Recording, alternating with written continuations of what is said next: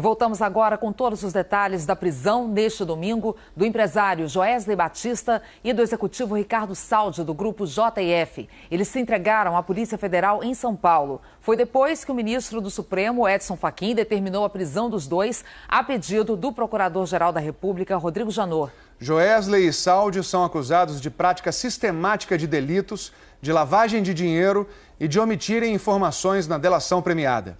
O ministro Fachin negou o pedido de prisão do ex-procurador Marcelo Miller, que é suspeito de atuar para Joesley quando ainda era procurador da República, mas sem o conhecimento da Procuradoria. O dia amanheceu com a notícia mais esperada do Supremo Tribunal Federal. O ministro Luiz Edson Fachin havia autorizado a prisão de Joesley Batista e do executivo da JF, Ricardo Saldi. A TV Globo, a Globo News e o portal de notícias da Globo, o G1, foram os primeiros a revelar a decisão do ministro, pouco depois das 6 da manhã. Camila, bom dia. Oi, Luciano, bom dia para você, bom dia a todos. O ministro Luiz Edson Fachin, do Supremo Tribunal Federal, autorizou as prisões temporárias do empresário Joesley Batista e também do executivo da JF, Ricardo Saldi. Era a resposta ao pedido feito pelo Procurador-Geral da República, Rodrigo Janot, na última sexta, e que havia deixado um clima de alvoroço e expectativa em Brasília. O ministro Fachin divulgou a decisão hoje. Nela é possível ver que Fachin decidiu sobre as prisões no mesmo dia do pedido de Janot, na sexta, mas bem tarde da noite, pelo que foi apurado. A decisão de conceder as prisões era sigilosa e assim que saiu, a Procuradoria e a Polícia Federal foram informadas. A PF ficou de planejar a operação no sábado. Apesar de o pedido ser sigiloso, ele acabou vazando e sendo noticiado pela imprensa, ainda na sexta-feira. Os advogados de Joesley e Saldi procuraram a Polícia Federal dizendo que seus clientes se entregariam. Enquanto isso, a PF começou a planejar a operação caso eles não se apresentassem. A decisão de Fachin só chegou à PF oficialmente no fim da tarde de sábado. A decisão de Fachin pediu uma operação discreta, o que acabou acontecendo quando Joesley e Saldi se entregaram. O cumprimento dos mandados deve ocorrer com a máxima discrição e com a menor ostensividade. Deverá a autoridade policial responsável pelo cumprimento das medidas tomar as cautelas apropriadas, especialmente para preservar a imagem dos presos, evitando qualquer exposição pública. Não se tratando as pessoas em desfavor de quem se impõe à presente medida de indivíduos perigosos, no sentido físico, deve ser evitado o uso de algemas. Ontem, o procurador Rodrigo Janot se encontrou num bar, em Brasília, com um dos advogados de Joesley Batista, Pierpaolo Bottini. A foto foi divulgada pelo site O Antagonista. Janot disse em nota que frequenta o local rotineiramente e que não foi tratado qualquer assunto de natureza profissional, apenas amenidades que a boa educação e cordialidade prezam entre duas pessoas que se conhecem por atuarem na área jurídica. O advogado disse que o encontro foi casual e rápido, num local público, frequentado por ambos. A decisão dos delatores de se apresentar às autoridades se confirmou depois que a notícia da prisão iminente já tinha se espalhado ainda mais. Mas ainda faltava acertar detalhes de hora e local com os investigadores. Enquanto isso ainda era discutido, na manhã deste domingo, o ministro Fachin tornava públicos seus critérios para decidir. Prender os delatores por omissão de informações na delação por supostos crimes. O ministro acolheu parcialmente o pedido de Janot, que queria a prisão de Joesley, Saldi e do ex-procurador Marcelo Miller. A decisão reproduz trechos das suspeitas levantadas pelo Ministério Público. Janot diz que há indícios de má-fé dos colaboradores, que não contaram que foram orientados pelo então procurador Marcelo Miller a manipular fatos e provas, filtrar informações e ajustar depoimentos. O ministro concordou com a prisão temporária, por 5 dias, de Joesley e Ricardo Saldi, mas não autorizou a prisão do ex-procurador. Sobre os delatores, o ministro viu indícios suficientes de que os colaboradores omitiram, no momento da formalização do acordo, informações a que estavam obrigados a prestar sobre a participação de Miller no aconselhamento deles nas negociações da delação. E que percebe-se que a omissão tem relação, em princípio, com o aconselhamento ilegal que os delatores vinham recebendo de Miller. O ministro disse que essa atitude permite concluir que, em liberdade, os colaboradores encontrarão os mesmos estímulos para ocultar parte das provas. E, ao que tudo indica, eles entregaram provas na delação de forma parcial e seletiva, e por isso resta presente a indispensabilidade da prisão temporária. Fachin conclui: Quanto a Joesley Batista e Ricardo Saldi, são múltiplos os indícios por eles mesmos confessados de que integram organização voltada à prática sistemática de delitos contra a administração pública e lavagem de dinheiro. A prisão temporária é medida que se impõe. Logo depois, Joesley e Saldi colocavam em prática o plano de se entregar. À 1h39 da tarde, Joesley deixou a casa do pai no Jardim Europa, na zona sul de São Paulo, rumo à Polícia Federal. À 1h41 da tarde, Saldi deixou seu apartamento no Morumbi, também na zona sul paulista. O primeiro a chegar foi Saldi, num carro preto, à 1h58 da tarde. Joesley chegou num carro prata, às 2h02, na sede da Polícia Federal, na Lapa, zona oeste de São Paulo. Um grupo soltou fogos de artifício em frente à PF para comemorar as prisões. As prisões temporárias são inicialmente de 5 dias, mas podem ser prorrogadas e até convertidas em preventivas, sem prazo para terminar, se surgirem fatos novos. Além da decretação de prisão, Fachin também decidiu sobre os benefícios de delatores. Autorizou a suspensão parcial da eficácia desses benefícios. O ministro disse que isso é necessário para que se busque, a partir de novas medidas, provas sobre os indícios de crimes atribuídos a Marcelo Miller. O ministro reproduziu o contexto dos indícios contra o ex-procurador e os motivos pelos quais não mandou prendê-lo. O procurador Rodrigo Janot afirmou que a atitude de Marcelo Miller, tal como revelada em diálogos gravados, configuraria, em tese, participação em organização criminosa, obstrução às investigações e exploração de prestígio. Em uma das conversas gravadas no dia 17 de março, Joesley Batista e Ricardo Saldi falam sobre uma estratégia, que a intenção é usar Marcelo Miller para chegar a Janot. Eles se referem também a uma mulher chamada Fernanda, que seria a advogada Fernanda Tortman, que trabalha para a JBS. Por isso é que eu quero, nós dois, temos que estar 100% alinhados, nós dois e o Marcelo, entendeu? Para nós dois temos que operar o Marcelo direitinho para chegar no Janot e pá.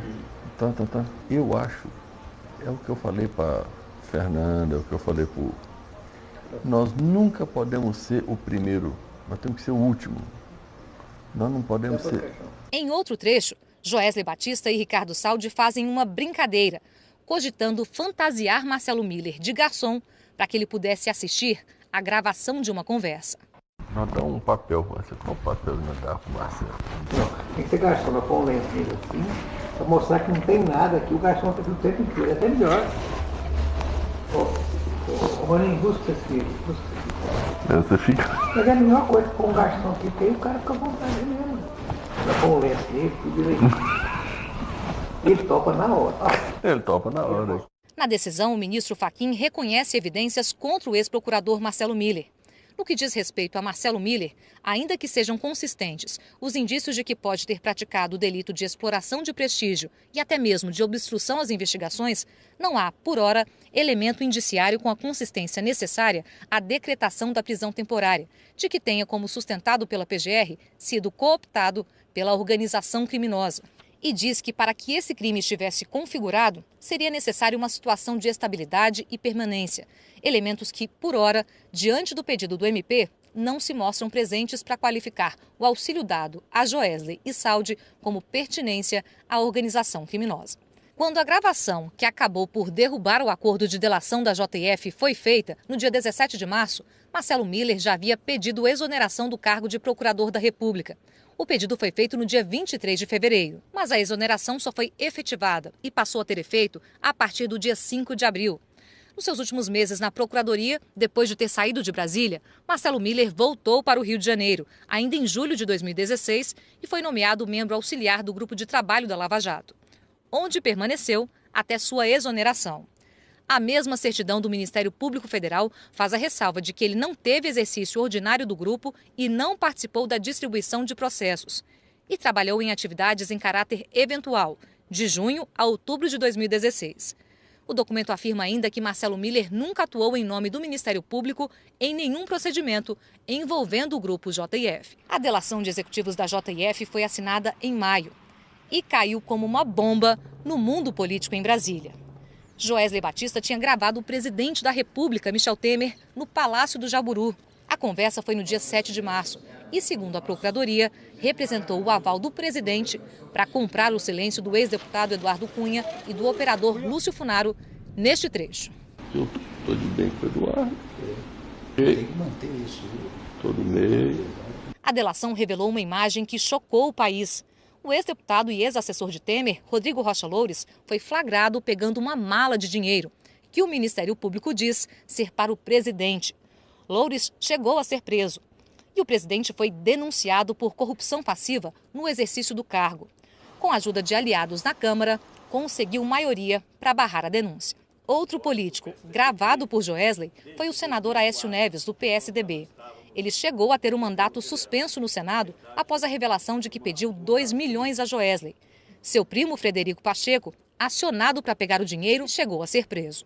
Foi a delação com o maior número de políticos citados, mais de 1.800. A JBS revelou que pagava propina, até mesmo sem contrapartida, para garantir que, se precisasse de um favor no futuro, contaria com a boa vontade do político comprado. 3 meses depois, a reviravolta. O acordo prevê a revisão dos benefícios se o delator mentir ou omitir, total ou parcialmente, em relação a fatos ilícitos que praticou, participou ou tem conhecimento, e se ficar provado que o colaborador sonegou ou suprimiu provas que tinha em seu poder, assim como fatos ilícitos de que tivesse conhecimento. E, em seguida, o acordo determina que, em caso de rescisão por responsabilidade do colaborador, ele perderá automaticamente direito aos benefícios, permanecendo rígidas e válidas todas as provas produzidas, inclusive depoimentos e documentos que tiverem sido apresentados. Para Janot, o Instituto da Delação Premiada é valioso e tem em si mecanismos de controle que impedem que os colaboradores possam enganar a justiça. Janot disse que ninguém está acima da lei. Qualquer pessoa que tenha descumprido a lei deverá pagar sobre isso. Não há ninguém que republicanamente esteja a salvo da aplicação da lei. O Ministério Público tem uma mãe, que é a Constituição e a lei. E sob esse manto atuamos, independentemente de quem tenha agido. A prisão de Joesley e Saldi é o desfecho de um plano traçado pelos próprios delatores e que acabou se voltando contra eles. Joesley e Saldi entregaram aqueles áudios contando que as gravações iriam reforçar o conteúdo da delação. Mas, na prática, as provas levadas por eles derrubaram seus benefícios. O mais importante deles, para os delatores, a garantia de que não seriam presos. O tema prisão, aliás, foi assunto da conversa de Joesley e Saldi nessas gravações. Os áudios mostram como Joesley achava que tinha o poder de selar o destino dos executivos da JF nas investigações. Porque no final, a realidade é essa. Nós não vai ser preso. Nós sabemos que nós não vai. Vamos fazer tudo, menos ser preso. Da cela da PF em São Paulo, Joesley e Saldi sabem agora que estavam errados. A JF divulgou uma nota em que declara que Joesley Batista e Ricardo Saldi reafirmam que não mentiram nem omitiram informações da delação premiada, que eles estão cumprindo os termos do acordo e que seguem dispostos a contribuir com a justiça. Já a defesa de Marcelo Miller declarou que repudia o que chama de conteúdo fantasioso e ofensivo de menções ao nome dele. Afirmou que o ex-procurador jamais fez jogo duplo ou agiu contra a lei e que Miller nunca atuou nas investigações relativas ao grupo JF, nem obstruiu investigações de qualquer espécie.